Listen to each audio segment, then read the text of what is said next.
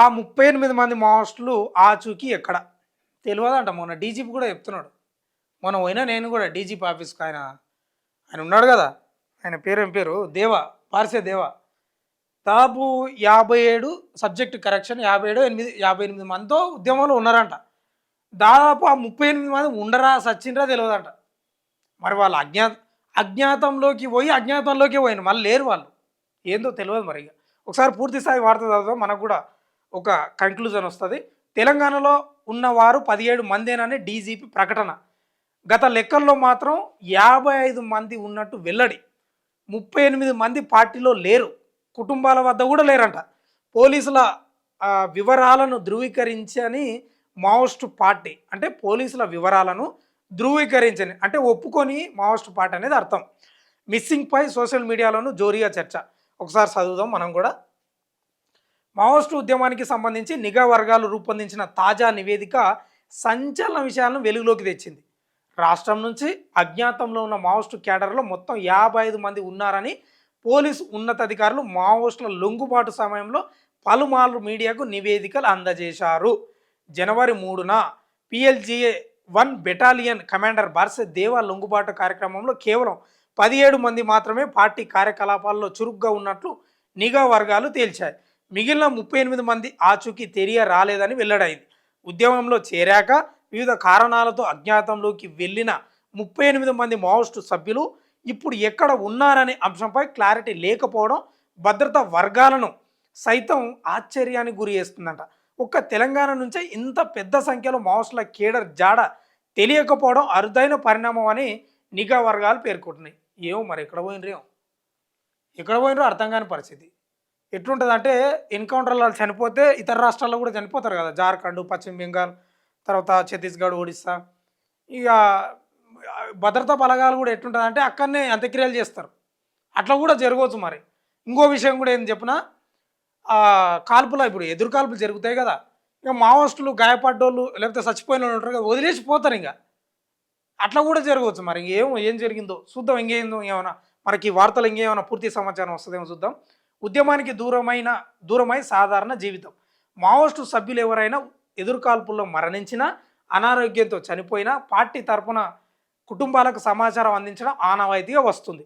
అడవుల్లోనే అంత్యక్రియలు నిర్వహించి వీడియోలు తీసి కుటుంబాలకు పంపిన అదే నేను చెప్పింది ఇదే. అడవుల్లో కూడా అంత్యక్రియలు చేస్తారు. అడవుల్లోనే అంత్యక్రియలు నిర్వహించి వీడియోలు తీసి కుటుంబాలకు పంపిన సందర్భాలు గతంలోనే చాలా ఉన్నాయి. కానీ ప్రస్తుతం కనిపించకుండా పోయిన ఆ 38 మంది సభ్యుల విషయంలో అలాంటి సమాచారం ఏది ఇప్పటి వరకు కుటుంబ సభ్యులకు చేరలేదు. అయితే ఇంకోటి తమాష ఏంటంటే, ఇప్పుడు లొంగిపోయిన వాళ్ళు ఉన్నారు కదా, ఇప్పుడు వాళ్ళను కూడా అడుగుతున్నారంట పోలీసు వాళ్ళు పూర్తి స్థాయిలో. వాళ్ళను కూడా అడిగితే వాళ్ళకు కూడా తెలుస్తలేదంట. అంటే లేరు వాళ్ళతో. మొన్న ఆయన ఉన్నాడు కదా రాజిరెడ్డిని కూడా విలేకరులు అడిగితే దేవుజీ వీళ్ళు ఏడ ఉన్నారంటే వాళ్ళు కూడా చెప్పలేదు. అంటే వాళ్ళతోటి లేవు, మేము వాళ్ళతోటి విడిపోయినాం, మేము సపరేట్ అయినాం అనేది రాజిరెడ్డి చెప్పిండు. ఆయన మొన్న లొంగిపోయిన బార్సీ దేవ పక్కలా ఉన్నాడు కదా, అప్పుడు చెప్పిండు ఆయన. లేదు మాతో లేడని చెప్పిండు. అంటే వాళ్ళకు కూడా సమాచారం లేదు. రైట్. వీరు పార్టీలో కొనసాగుతూ మరణించినట్లు ఎలాంటి ఆధారాలు లేవని నిఘా వర్గాలు స్పష్టం చేస్తున్నాయి. అధికారుల అంచనా ప్రకారం అజ్ఞాతంలో ఉన్న సమయంలోనే ఈ కేడర్ ఉద్యమానికి పూర్తిగా దూరమై ఉండొచ్చని భావిస్తున్నారు. మరి దూరం అయితే ఏడున్నారు, అది కావాలి పాయింట్. కొందరు గుర్తింపులు మార్చుకొని ఎక్కడో సాధారణ జీవితం గడుపుతూ ఉండే అవకాశం ఉందని అనుమానిస్తున్నారట. నిఘా తీవ్రత తక్కువగా ఉన్న కాలంలో కొందరు. ఒకసారి పూర్తి వార్త ఇంకా చూద్దాం. 8వ పేపర్లో ఉంది. మరి నేనేమంటున్నా అంటే, వాళ్ళు ఉన్నారా లేరా, అసలు సరే ఉంటే ఏమన్నా ఉన్నారా అనేది కూడా కావాలి కదా. మరి ఉన్నారా లేదా అనేది తెలియదు కదా. విదేశాలకు వెళ్ళిపోయి ఉండవచ్చన్న కోణంలోనూ దర్యాప్తు కొనసాగుతుంది. ఈ అనుమానాలకు బలాన్నిచ్చే ఉమ్మడి కరీంనగర్ జిల్లా జగిత్యాల మండలం బీర్పూర్కు చెందిన బల్మూరి నారాయణరావు కేసును నిఘా వర్గాలు ప్రస్తావిస్తున్నాయి. 1980లో పీపుల్స్ వార్లో చేరిన ఆయన దీర్ఘకాలంగా ఉద్యమానికి దూరంగా ఉండి సాధారణ జీవితం గడుపుతున్నట్టు రాష్ట్ర నిఘా వర్గాల విచారణలో తేలింది. 2024 డిసెంబర్లో ఛత్తీస్గఢ్ కాంకేర్ జిల్లా అంతర్గర్ ప్రాంతంలో ఆయన అరెస్ట్ అయ్యారు. ఇదే తరహాలో మిగిలిన ఆ 38 మంది కూడా ఎక్కడో సామాన్య జీవితం కొనసాగిస్తున్నారనే అనుమానాలు వ్యక్తమవుతున్నాయట. మరి ఏం సామాన్య జీవితం అంటే వేరే రాష్ట్రాల్లో బతకడం ఇంక. మరి ఇంక వాళ్ళు ఏదైనా పని చేసుకొని బతుండ్రా, మరి ఏమన్నా అడుక్క తిని బతుండ్రా ఏందో తెలియదు మరి. నేనేమంటున్నా అంటే ఒకవేళ ఉద్యమం ఇష్టం లేదు, నేను చేయలేనంటే సరెండర్ కావచ్చు. మరి వాళ్ళు చచ్చిపోయినరా, విదేశాలకు పోయినరా, మరి వేరే రాష్ట్రాల్లో ఎట్లా బతుర్రో తెలియదు. ఆచూకీ మాత్రం లేదు. ఎట్లుంటుందంటే ఉద్యమంలో పోయినాక ఇక కుటుంబ సభ్యులకు కూడా సమాచారం ఉండదు. ఇక అట్లుంది మరి. నేటికి క్రియాశీలకంగా 17 మంది: గణపతి, దేవ్జీ, సంగ్రామ్, పసునూరి నరహరి, బడే చొక్కారావు, ముప్పిడి సాంబయ్య, వార్తా శేఖర్, జోడే రత్నాబాయ్, నక్క సుశీల, లోకేటి చంద్రరావు, జాడి పుష్ప, రంగబోయిన భాగ్య, బడిషా ఉంగ, మాడ్వి అడుమే, కాశపోగు భవానీ, కుంజం ఇడ్మల్, ఉతిమి అనిల్ కుమార్లు ఇప్పటికీ కూడా క్రియాశీలకంగా ఉన్నట్లు రాష్ట్ర నిఘా వర్గాలు గుర్తించినాయి. నేను చదివిన ఈ పేర్లన్నీ అంటే క్రియాశీలకంగా అంటే ఇంకా పార్టీలో పనిచేస్తున్నారని అర్థం. వారంతా ఎట్టిపోయినట్టు. ఇది అసలు కథ. ఇంకోటి, ఒకేసారి 10ల సంఖ్యలో మావోయిస్టుల వివరాలు తెలియలేదని పోలీసు ఉన్నతాధికారులు చెప్పడం చర్చనీయాంశమైంది. గడిచిన 2 నెలల కాలంలో 3 సార్లు లొంగుబాటు కార్యక్రమాలు జరిగాయి. 2 కేంద్ర కమిటీ సభ్యులు, 3 స్టేట్ కమిటీ సభ్యులు లొంగిపోయారు. ఆ టైంలోనూ మావోయిస్టులు ఎంతమంది ఉన్నారనే వివరాలను సీసీఎం, ఎస్సీఎం వివరాలతో మీడియాకు చెబుతున్నారు. నవంబర్ 22న 59 మంది, డిసెంబర్ 19న 54 మంది ఉన్నారని తెలిపారు. కానీ PLGA 1 బెటాలియన్ కమాండర్ దేవా లొంగుబాటు కార్యక్రమంలో కేవలం 17 మంది మాత్రమే ఉన్నారన్న విషయం బహిర్గతమైంది. ఈ విషయంలో పోలీస్ నిఘా వర్గాల తీరు విస్మయం కలిగిస్తున్నారు. పోలీసులు తెలిపిన వివరాలపై సిపిఐ మావోయిస్టు పార్టీ సైతం ఇంకా స్పష్టత ఇవ్వలేదంట. ఒకసారి మనం ఇది చదువుదాం. ఇంకా ఆచూకీ లేని వివరాలు. నేనేమంటున్నా అంటే మరి ఎన్కౌంటర్లో ఇట్లా చనిపోయి మరి వాళ్ళని అక్కడనే మావోయిస్టులే అంత్యక్రియలు చేసినారో తెలియదు. మరి నిఘా వర్గాలు, పోలీసు వర్గాలు అయితే గివి చెప్తున్నాయి. మరి ఎంతవరకు నిజమో తెలియదు. ఇంక వాళ్ళకే తెలియాలి. ఇంక వాళ్ళకే తెలియాలి. మరి ఇప్పుడు మావోయిస్టులనే చెప్పాలి, లొంగిపోయిన మావోయిస్టులనే చెప్పాలి. ఇంకెవరు చెప్పాలి మరి? అవునా ఇట్లా పలాని వ్యక్తి ఆ ఎదురుకాల్పుల్లో జరిగితే చచ్చిపోయిండు, మేమే పూర్తి చేసినామో లేకపోతే కాల్ చేసినామో ఏదో చెప్పాలి. వాళ్ళు కూడా ఏం చెప్తలేరంట. తెలియదు మరి ఏమైందో. ఒకసారి మనం ఏంది ఇది ఆచూకీ లేని వివరాలు ఒకసారి పూర్తి స్థాయిలో చదువుదాం. చాలా పెద్దగా ఉంది లిస్టు, మామూలుగా లేదు.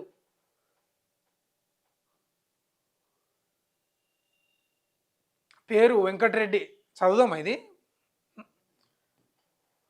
ఆచూకీ లేని వివరాలు చూస్తే ఇక్కడ పేరు, ఇక్కడ స్వస్థలం అంటే వాళ్ళు ఎక్కడ పుట్టినరు అనేది, వాళ్ళ ప్రాంతం ఏదని. వెంకటరెడ్డి మహబూబాబాద్ జిల్లా కోరుకొండపల్లి అంట ఆయన స్వగ్రామం. ఆయన ఆచూకీ లేదు. తర్వాత కొల్లు శ్రీనివాసరెడ్డి, ఈయనది ఎక్కడ? భద్రాద్రి కొత్తగూడెం జిల్లా అశ్వారాపురం మండలం చింతిరియాలనంట. తర్వాత చాకలి నిరంజన్ అలియాస్ వినయ్, ఈయనది రంగారెడ్డి జిల్లా ఆమన్గల్ మండలం కోనాపూర్ అట. ఈయన ఆచూకీ లేదు. చింతకింది అంజమ్మ అలియాస్ అరుణ, మేడ్చల్ మల్కాజ్గిరి జిల్లా అల్వాల్ అంబేద్కర్ నగర్ అంట. ఆమె ఆచూకీ లేదు. గుండారపు ఆనందం, తర్వాత జగిత్యాల జిల్లా మారేపల్లి అంట. ఆయనది లేదు ఆచూకీ. బెజ్జారపు కిషన్ అలియాస్ ప్రతాప్, జగిత్యాల జిల్లా కోరుట్ల ఇందిరా రోడ్ అంట. ఆచూకీ లేదు. ముడాం లక్ష్మణ్, జగిత్యాల జిల్లా రాయికల్ మండలం కట్కాపూర్ అంట. ఆచూకీ లేదు. కన్నెపోయిన మల్లయ్య అలియాస్ గంగన్న, జనగామ జిల్లా పల్లగుట్ట. ఆచూకీ లేదు. పోలేపాక సునీల్, వరంగల్ జిల్లా మిల్స్ కాలనీ. ఆచూకీ లేదు. షేక్ అమీనుద్దీన్ అలియాస్ ఉదయ్ కిరణ్, మహబూబాబాద్ జిల్లా కురువి మండలం తట్టుపల్లి. లేదు, ఆచూకీ లేదు. మందుగుల భాస్కర్ రావు, నల్గొండ జిల్లా చిట్యాల మండలం ఉరుమడ్ల. ఆచూకీ లేదు. ఆలేటి రామలచ్చులు అలియాస్ రాయలచ్చులు, పెద్దపల్లి జిల్లా పాలితం. ఆచూకీ లేదు. ఉల్లెంగుల యాకయ్య అలియాస్ అంజన్న, వరంగల్ జిల్లా రాయపర్తి మండలం మైలారం. ఆచూకీ లేదు. నిర్మల అలియాస్ లలిత, మహబూబ్ నగర్ జిల్లా న్యూ ప్రేమ్ నగర్ అంట. ఆచూకీ లేదు. కనుకుంట్ల రాజు, ములుగు జిల్లా రామచంద్రాపూర్. ఆచూకీ లేదు. గంకిండి సత్యనారాయణ రెడ్డి అలియాస్ విజయ్, పెద్దపల్లి జిల్లా సబితం అంట. లేదు, ఆచూకీ.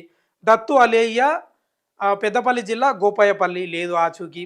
దీకొండ శంకరయ్య అలియాస్ శేషన్న, పెద్దపల్లి జిల్లా జూలపల్లి మండలం వెంకట్రావుపల్లి. లేదు, ఆచూకీ లేదు. జువ్వాడి వెంకటేశ్వరరావు అలియాస్ ధర్మన్న, పెద్దపల్లి జిల్లా సుల్తానాబాద్ మండలం కుదురుపాక. ఆచూకీ లేదు. రంగపోయిన భాగ్య అలియాస్ రూపి, సిద్దిపేట జిల్లా మిరితోటి మండలం ధర్మారం. ఆచూకీ లేదు. రంగు అరణ్య అలియాస్ పద్మ, సిద్దిపేట జిల్లా నంగనూరు. ఆచూకీ లేదు. కాశపోయిన స్వరూప, సిద్దిపేట జిల్లా అక్కన్నపేట. ఆచూకీ లేదు.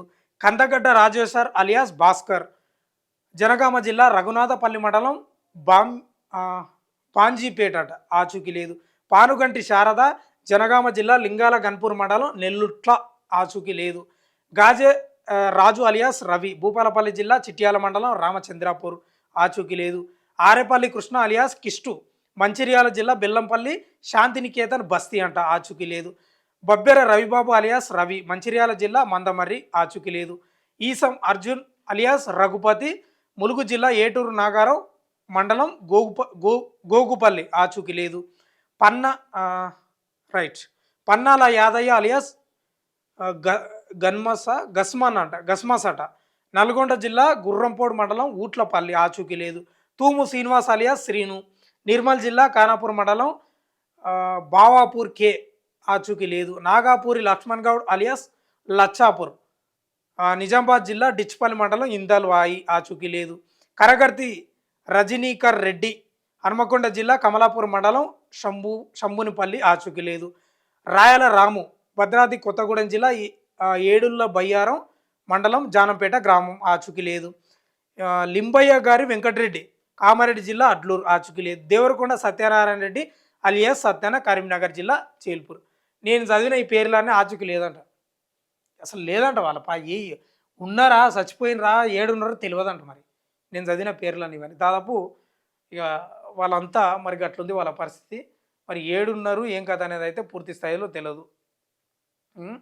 తర్వాత అంటే నేనేమంటున్నా అంటే ఇప్పుడు వీళ్ళ వివరాలు పోలీసులు అన్న చెప్పాలా, నిఘా వర్గాలన్న చెప్పాలా, లొంగిపోయిన మావోస్టులు అని చెప్పాలి.